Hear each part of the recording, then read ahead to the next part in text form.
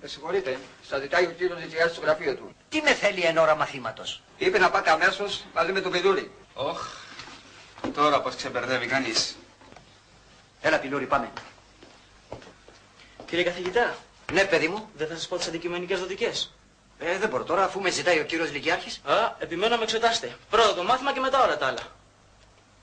Πρόσεχε, μη μας κάψεις, Πάνε, πάνε.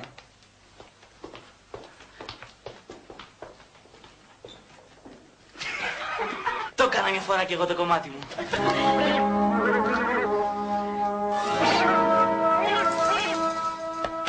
Αυτό που είπες πρώτα το μάθημα και μετά όλα τα άλλα με απασχόλησε πολύ. Έχεις δίκιο.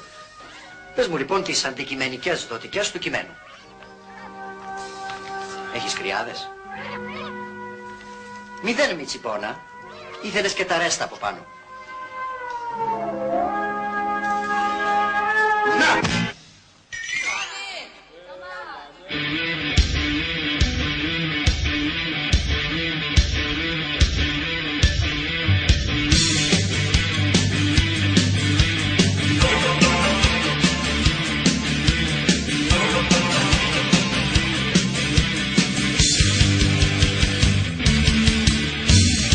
Καιρό που με θέλνε η μάνα μου σχολείο κι ο δάσκαλος μου με βάζε στο πρώτο το κρανίο.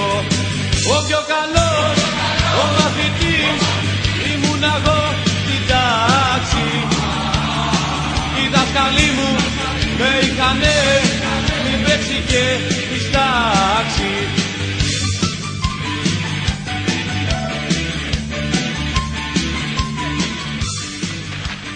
Κατάσταση. Είναι πιστήριο. Θα κάνω αναφορά στο Υπουργείο. Χαίστηκα. Πάντοτε στο τετράδιο βαθμό έπαιρνα 10.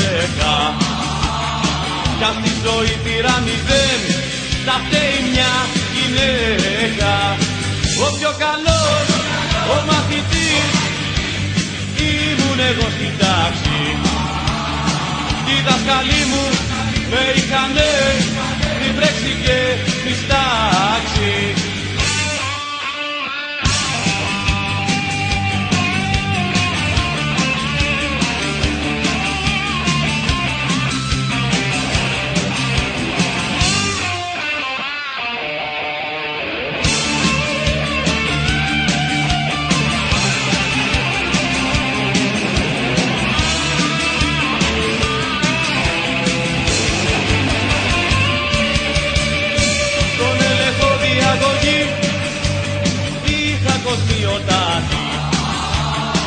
Όμως οι συναναστροφές κι οργάρα μου βγάλανε το μάτι.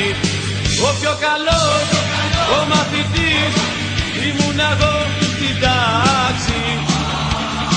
Οι δάσκαλοι μου με είχανε μη βρέσει και μη στάξει.